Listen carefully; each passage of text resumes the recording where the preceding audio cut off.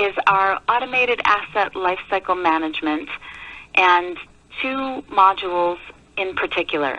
So a lot of you are aware already and using we had a name change. So you would know the module as the barcode module. And currently, we have changed the name to the auditing module.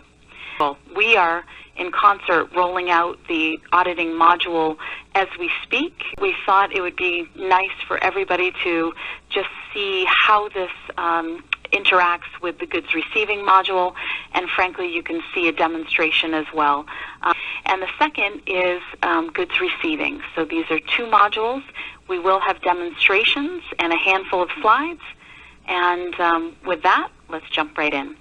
So you know that we have capabilities in these key areas and functionality across the board here in these different silos. So today, the two modules where we're focused is on the goods receiving. So as assets, as they arrive at the dock, how you can ingest them into Nlyte automatically. And then audit and compliance, and that again is our audit module, which is for spot audits and real-time being able to audit using our barcoding technology. These two modules then also tie into, of course, our business intelligence, our workflow, as well as this will really extend the ITSM solution into the hands of the working folks in the data center. So whether that's right at the dock or whether that's part of the actual auditing process. So why did we build these modules?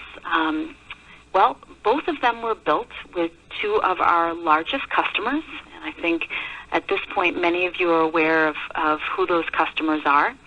One is approaching 110,000 racks under management of Nlyte, and the second is 35,000 racks under management, if you can believe this. But both of these modules apply to the size of the enterprises, so the challenge is still the same, and it just may be on a little bit larger scale for those two of our largest customers. So what is the challenge? So the challenge is many different assets are constantly arriving on the dock. And dock can mean many different things, but we're just stating that they're coming from a shipment and then being received at one of your data centers. And many times they sit on the dock, frankly, for quite some time before you even know that they've arrived. And there's no time stamping in the sense that you can push along an actual workflow to get them installed, as an example. So this is a way for us to immediately ingest those assets. This can also be driven through the Nlyte workflow, and Julie and Rob will show you this in the demonstrations today. And then also the second module, the challenge is manual audits. So there's a slew of challenges that all of you, I'm sure, have dealt with on a day-to-day basis. So having mistakes and the time that it takes, and then having to correlate back to the Nlyte system. So all of this with the auditing module is done as part of the system itself. So the benefits are really reducing the time, of course, for an audit, being more accurate, validating all of the information in a real-time basis, and then having that consistent process from doc to decom and following that through in each of the stage of the asset lifecycle with time stamping as part of that as well. So let's look at audit to start. And some of the feature highlights are it is a quick audit, it's real-time, it's done or supported and enabled through barcoding. So it's eliminating the manual entry of any of the capture of asset information. So what we've done is we've streamlined this into a UI, and we've built it for a tablet.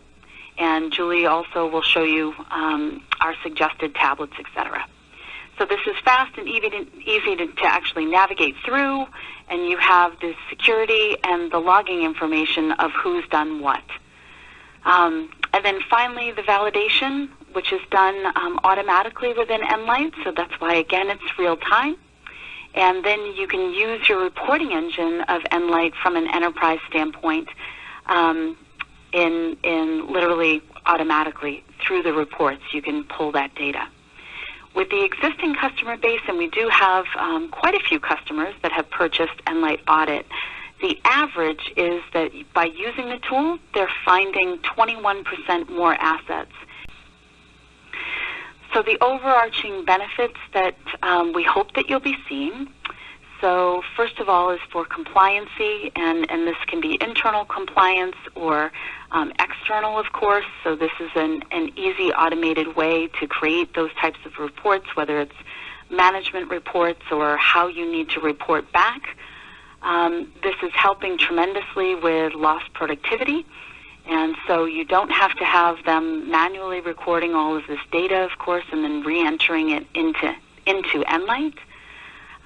The data issues around it with the reconciliation, the reducing the time and the data inaccuracies that are involved, validating the physical accuracy of the information can be very, very challenging without this. We're seeing that it's very user-friendly, very easy to capture, and again, very easy to segregate who is capturing what within the audit process. Can have specific security logins and segregate different classes of users.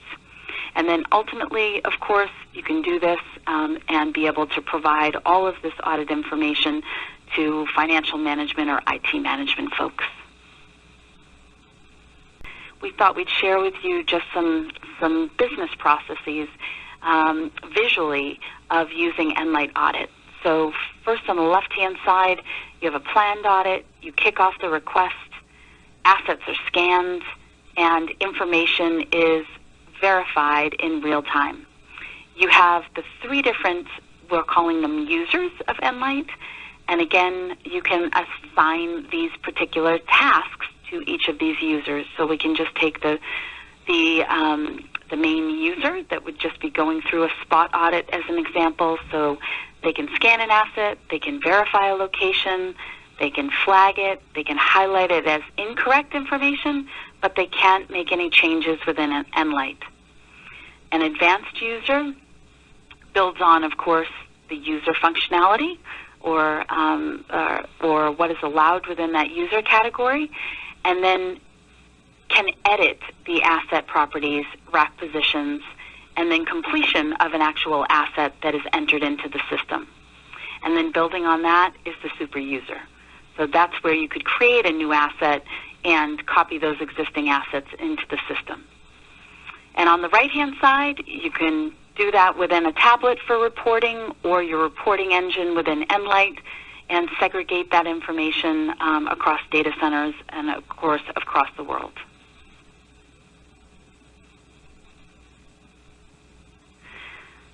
Finally, and this is more for, I guess we've spent quite a bit of time when we first had worked together on the overarching proposal and use cases for VMware, and we looked at an ROI specifically for the mobile audit. So this is the savings that we are seeing, time savings that we are seeing by using and automating this process of auditing. So on the left-hand side, before mobile audit, it's typically 60 minutes a rack. I'm sure all of you have felt this before, very time-consuming, high rework. And then there's also that stage of Nlyte on a laptop. So that cuts the time period in half. It almost gets you to, it gets you much more efficient. But it is kind of difficult through click-throughs of multiple systems and a lot of visual checking. And then finally, implementing audit, we're seeing the collection time go 10 minutes a rack. And that's roughly a 70% time savings. And, of course, all the benefits, I'm sure, at this point for scanning are very obvious. So fast, real-time, automated, and you can report using the engine that you have. and, of course, the progress indication, so it will show you how much progress you've made at what time.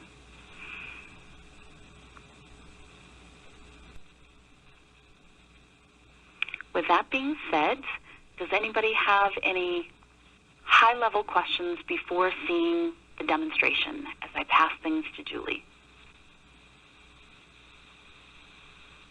No?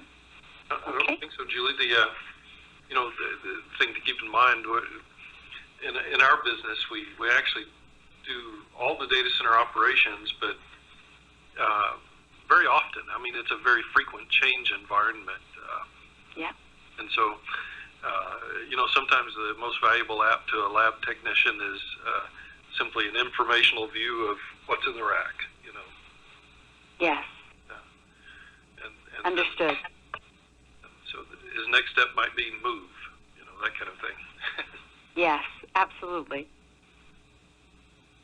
So for the Nlyte barcode audit, we are using the use case that you are either accessing the Nlyte environment through a tablet or an iPad or a laptop that you might have on a cart in the data center. In Nlyte, we have then the model of the cabinet, and you would be standing in front of the physical cabinet, being able to go and scan in a cabinet barcode ID or QR code. We've done testing with a number of different types of barcoding technologies. We have a sheet that I believe we have sent over to you guys of all the different barcode Bluetooth modules that we've tested out. So there's a range of prices on all of them. Some are very low end, and some have more intelligence. Essentially, you just need a simple Bluetooth scanner. So the one I'm using here is the one that we have from Cypher Lab Technologies. And then the idea of the barcodes is they can be one-dimensional or two-dimensional, so QR codes are standard barcodes.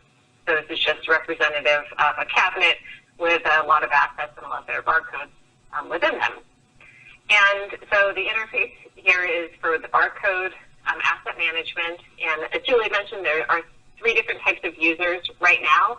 I'm logged on as an admin or a super user, so I have the access to create new users in the environment. We can look at historical data. We can look at reports for auditing purposes. I have set up Nlyte to go through and capture the one room within my environment. So I've grabbed the blue room data and all of the assets there. It also has all of my materials loaded in to my browser session. I'm able to work in an offline mode if I want to. So if you don't have Wi-Fi access in your data center environment, you can download your location, capture everything in that room, go through and scan all of the cabinets in that one area, and then when you are back online, you can then synchronize that audit back up into the database. So going to our Assets tab, I'll go through and just show you what will be presented to your interface when you do synchronize that barcode scanner, tether it to either your laptop or your iPad or your tablet, and then start with the scanning of the initial cabinet. So we'll go through and I'll start with that first barcode scan. It'll bring up, in this instance, cabinet 3. You can see all of the assets inside of that cabinet. Here, this first one that we're looking at has a blade chassis, so you can look at all of the assets inside of that cabinet and all of the assets inside of the blade, if you want to. Here, looking at the first assets in that cabinet, as I go through and I go down my list, what you'll see then is the checkboxes here as I continue to scan assets in that cabinet. What it'll do is it will continue to show all of the assets that are in the correct location. We'll go back to looking at our cabinet. Everything as I scan through is going to be then checked off as I continue to go down my list. And so you'll see the default is that the asset will be checked in the correct location. If I were to be, based on looking at that cabinet and see that this server asset is actually not in RACU 6, but it may be in a different RACU, then the option is to go through and do that editing right there. So you can say it's still in this cabinet, or they have the option to say, no, it's actually in the cabinet next to it. In this case, we'll go ahead and just move it down to the proper RU that it's in. We'll say it's a front-mounted asset. So that kind of editing can be done by people who either have the super user access or administrative access. After you go through and you make all of your scans, you'll then follow through with that and go ahead and synchronize that data up into the Nlyte database. So that sync, again, can be run either directly after all of your audits, or it can be run, on a scheduled daily basis, or back when you're online to the internet connection. So then as we go back and take a look and refresh our cabinet that we were looking at, that asset will then have been moved down to the RACU of where it was installed in here, in the proper RACU. The other things that you can then look at in the auditing module, again, are those reports that will show you what's been audited over time. So here we can go directly to the room that we're looking at and say we want to view all of the audits that happened in that blue room. You can see when the system was audited, on which date, and who touched the environment. So this report would be able to be exported to Excel. So you'll have all of that data. And then you can also go back in time and see what was audited, last month. You wanted to do that, and run a report to see how many systems have been audited over the course of time. So this will give you that level of detail for who's been doing audits in which area. So that's our audit module. Does anyone have any questions on that before I pass control over to Rob? Hi, Julie, this is May. So if you pull up an asset during the audit and you want to change the material, is that doable? So if we go into looking at one of our cabinet assets, and if you're... Go to the details, yeah. Yep. And then you want to change the material type of that asset? Yes. Yeah, no, we're not able to go through and change. Yeah, I'll explain why that's not possible. The auditing tool is there as a police system to say, this is what I'm seeing inside the rec. If you want to change the material type, i.e. you've got the wrong material defined inside Nlyte, you have to do that through the BDM. Purely because there would have been space and everything allocated. If you were to suddenly take a 3U box and through the auditing tool suddenly change it into a 5U box, it doesn't support that capability of dealing with the issues, especially if there's connections. Okay. Thanks. Okay. Yeah, we're looking forward to using, we did the 7.8100 upgrade of this tool. I guess it's 3.26 or something like that with 7.8.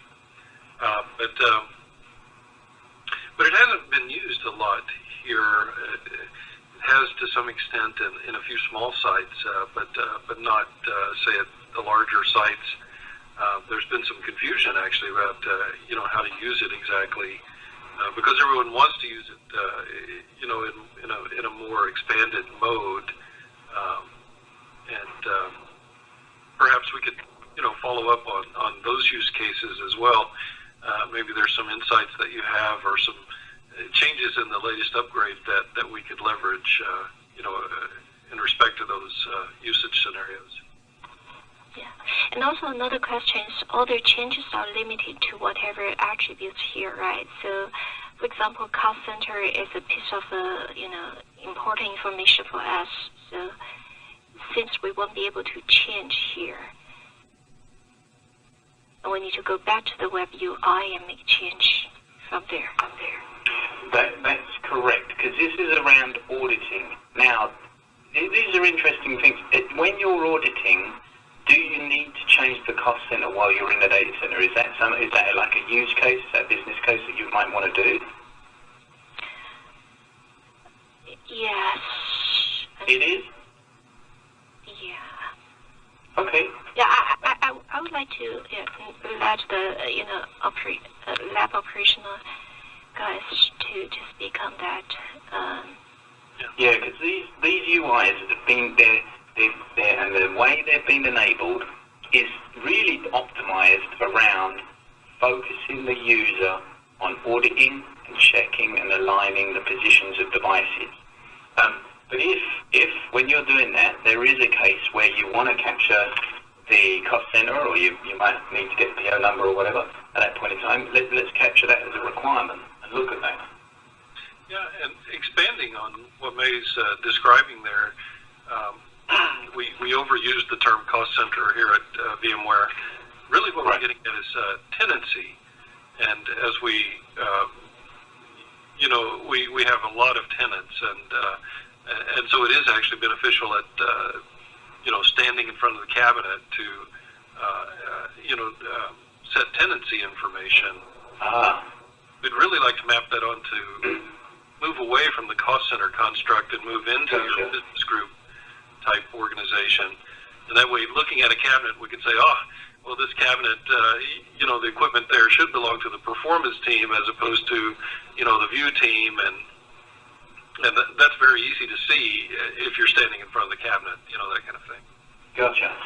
Right. So, yeah, if you guys want to have a group offline and think about it, because if it is business unit, associate the business unit to an asset, then that makes sense.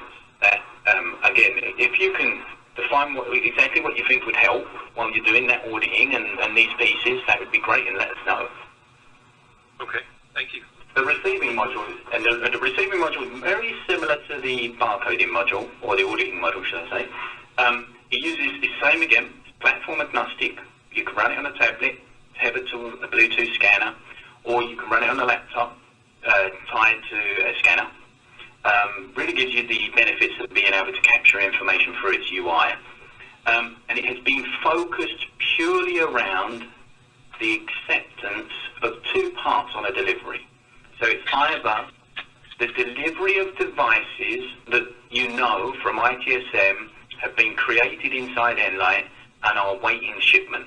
So you're waiting for these, they're either planned, they're coming, and as soon as they arrive at the loading bay, you being able to scan or group those devices together under a PO, work order, a PO, cost center, a purchase order, or whatever, right? Being able to capture that information, group them together, update their common information, accept that they have been received, and basically receive, and put the date, time, and name stamp to those devices all in one hit. That's the one use case that it addresses. The other use case it addresses is around the devices, the 100 or 1,000 devices that turn up that no one knew about, that came outside of ITSM, that you now need to rapidly create into Nlyte, capturing that cost center type information, their serial numbers, tag numbers, or any other kind of information you need to capture for those records, capturing that, and then automatically creating those records inside Nlyte. When you tie those functions into a workflow, then you have your workflow process that may have the task that goes to the goods receiving guys to say there's going to be a delivery of some boxes coming in. They can go down, scan those boxes, accept those boxes, create the assets inside Nlyte, or update the assets inside Nlyte, push that through, and then have workflow move on to the next task. And it really drives the process through, so you've got a complete track of who accepted, when they accepted the boxes in, where they've accepted those devices, and then really moving on the workflow. The benefit of this receiving module is really capturing as much information and making sure that the device information is captured at the point of delivery. And delivery could be you're buying some new stuff and it's coming in, but it also could mean you're moving stuff from one location to another location. And like I say, it's for stuff that's potentially brand new and you're accepting it already exists inside Nlyte, or you're creating them. inside Nlyte. It enables you to capture, which we've seen out there, which is the date, the time, the name, and the location, because this seems to be the biggest challenge. Devices get lost, get stuck on the loading bay, no one knows about them, and then who done it, who checked them in, that kind of stuff. So it really does extend that information at the loading bay. What it also does is, because that information is going into Nlyte, it means that Nlyte captures that at source. That then means when you are doing your auditing or everything else, you know that that information is going to be pretty damn correct, because it was created and captured at the point of when they arrived, and then you're enriching on your auditing process. But it really does extend that ITSM process. If we move on to the next one, Julie. So in this example workflow here, where we're showing, you can kind of see where it fits in. So you've got, like I say, you've got the two processes. You've either got stuff that exists inside Nlyte, and you're accepting it and updating some properties, or stuff that doesn't exist in Nlyte, and you're creating those assets, capturing the core properties, updating them, and then pushing them through into Nlyte. And then you're preparing and saying you have these devices, they're sitting at this location, whether it be in a build room or storeroom or whatever, and you're saying that they're ready for the installation team. And then the workflow can drive through to the installation team, telling them exactly where they've got to go and pick up the new delivery of boxes. Okay. The next one, sorry Judy. Now, this diagram gives you the bigger view of the overall business process.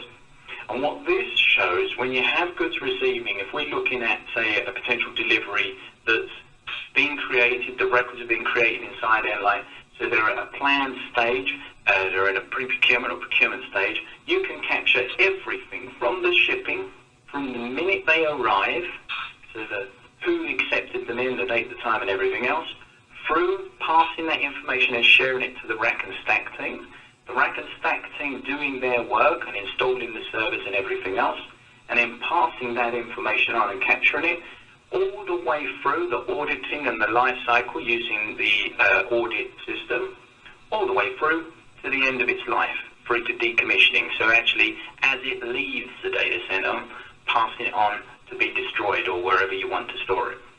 But it really is that whole life cycle end-to-end piece that it enables you to do. But and I keep saying this, but the most important thing it captures is, where are these things, what time, who done it, who checked it. It gives you that audit trail on every single device. Okay, so if you can hand me control now, I can take you through a demo and actually show you the system. We're actually in Nlyte at the moment, so I'm going to take you through two demos, right? So I'm going to take you through both of those halves of the process. So inside Nlyte, I've created a number of servers. I've got them waiting delivery. I've captured some basic information. I haven't got their serial number, I haven't got their tag information, basically. So what I'm going to do is I'm going to simulate that I'm at the loading bay, some equipment's coming in, I'm going to capture some of this missing information, this tag information, using a scanner. I'm going to update that in the receiving module, and then we'll see that come into the Nlyte system. We'll do that demo. Then what I'm going to do is I'm going to take you through, they don't exist inside Nlyte, and we're going to create some records and then push those through and see how quickly we can make, 5, 6 records coming into the Nlyte system. So the receiving module, similar to the auditing module, is a very simple interface. It has two functions: search and find and update, and create new stuff. So in the search, we're going to go in here, we're going to pick a PO or delivery note. Now, I could be scanning anything, so I could scan some names off of some boxes, serial numbers off of boxes, some tags, but we're just going to go with a PO. This brings us back those records that we created earlier in Nlyte. Now what I'm going to do is, imagine I've unboxed these servers. They're literally there, and I'm just getting my sheet ready. So we literally unbox the servers, and I'm going to go through, and I can update them. Get my scanner ready. There we go. So I can update them individually, or I can just select them all. And we're going to literally go down, we're going to capture the tag information off of the tags on these servers, and we're going to touch the RFID tags as well. Now, I can move in a column fashion, like top to bottom, and I configure that through the scanner. It's simple, just scan a barcode and the scanner will change to go for columns, or I scan another tag and it will move to tabs. But basically, I just literally go down, scan the information, just randomly any barcode I've got in front of me, capture the information on tags, and then I do exactly the same. Picking information for the asset tags.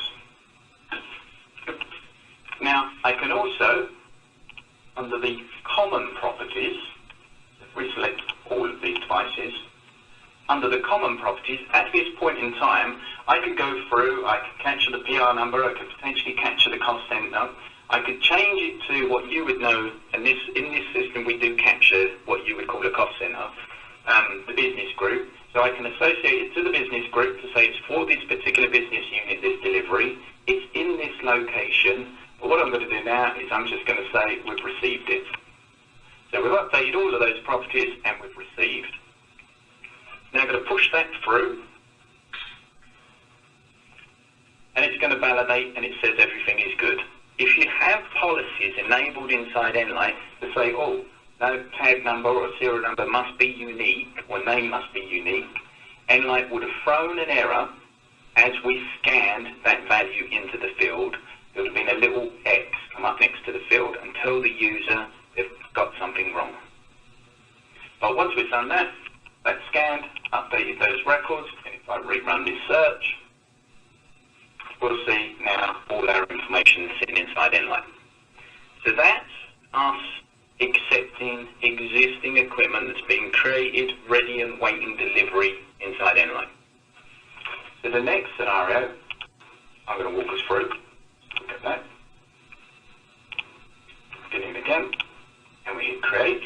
We're going to go through and we're going to create as if 5 devices have turned up and we didn't know about them. They don't exist in Nlyte, so we're going to go through and quickly create them.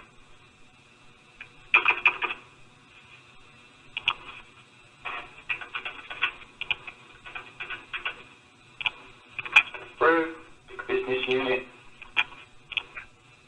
choose my location where I'm accepting that equipment, choose the type,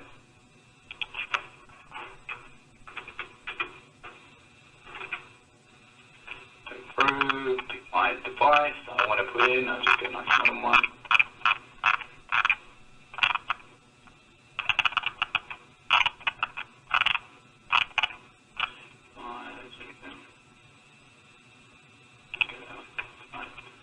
Go through, procurement, and we're saying it's received.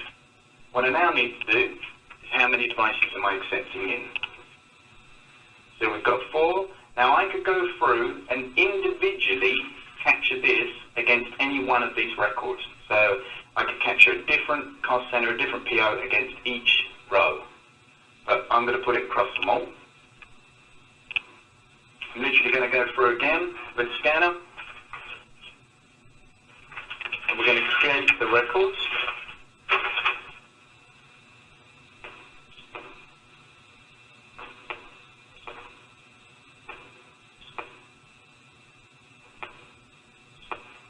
And capture the asset names.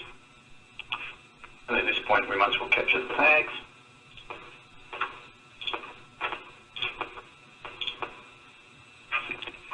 So I capture the tag information. So they're received. We've captured all the information at the point of receiving. Hit save. These push in now. So go into our Nlyte system.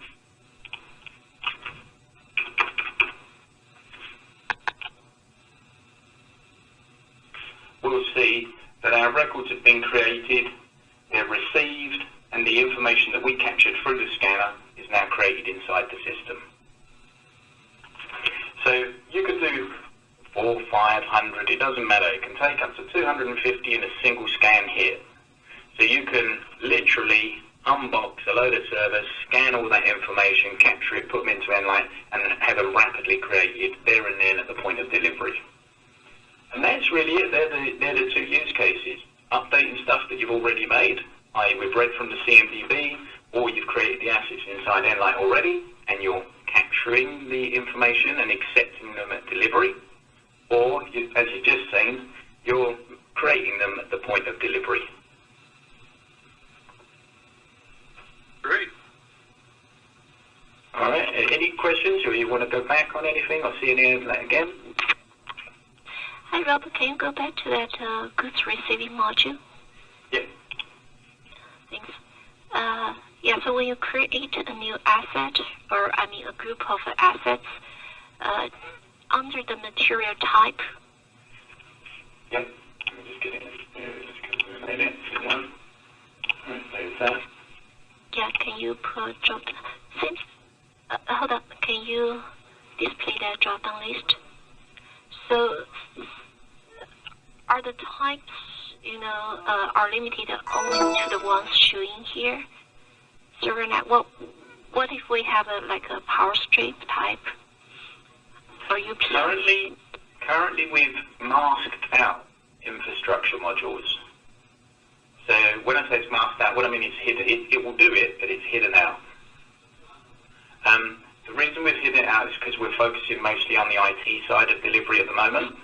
But yeah, points of power strip, it would be the same. But today, how about, if you do, go on. Yeah, server, network, chassis, so does KVM switch, right? Yes, yeah, you'd be covered. But if you, for your infrastructure, your PDD devices, they're masked out of the UI at the moment because we're still going through and looking at if there's any other particular attributes we might need to capture for those devices that wouldn't be there for an IT-based device. Okay. All right. So this version, the version within 7.8, will do everything IT-based. Yeah.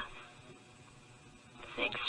And also under the asset substatus, I know we can customize the entry for substatus. So yes.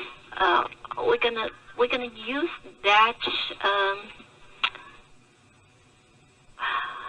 So in other words, that we need to create our customized category under substatus, right? To be used for this receiving module. Yes, if you would want to, and you would want to do this as it would be aligned with the core system, and then you align that with your ITSM system. You do want to capture this because when you start building reports off of this, you can report how long devices or the time that devices sit within each one of the stages. Because then you can start looking at, say for instance, we've received this, and then it's 2 months before we actually use it. We can look at it and say, well, we lost 2 months worth of warranty and maintenance on boxes on average. And then you can say, well, that's an issue. We'll want to look at reducing that. Okay. And I also have another question is when we talk about the, user, the privilege level for user of audit module, the super user, you mentioned that, Julie mentioned that it has the privilege to create new assets or copy existing assets. What does that mean, copy existing assets? So inside Audit, so we're Audit, and that, you are a super user in Audit there. So this module you're looking at here is literally accepting and updating properties or creating stuff. You can't do any of the functions like copy that you can in Audit. Within Audit, what it enables you to do is, say for instance, you've made a record or you find a record inside a cabinet and they're all DL380s. And you're doing an audit and you're just thinking, you know what, these are all DL380s, they're all exactly the same generation. I might as well just copy the first one and then just put 10 of them inside the rack and then update the differences on that 10. So it gives you that ability to do a rapid cleanup. But that's really a super user function. You wouldn't give that to just anyone. Okay, thanks. All right. Any other questions, guys?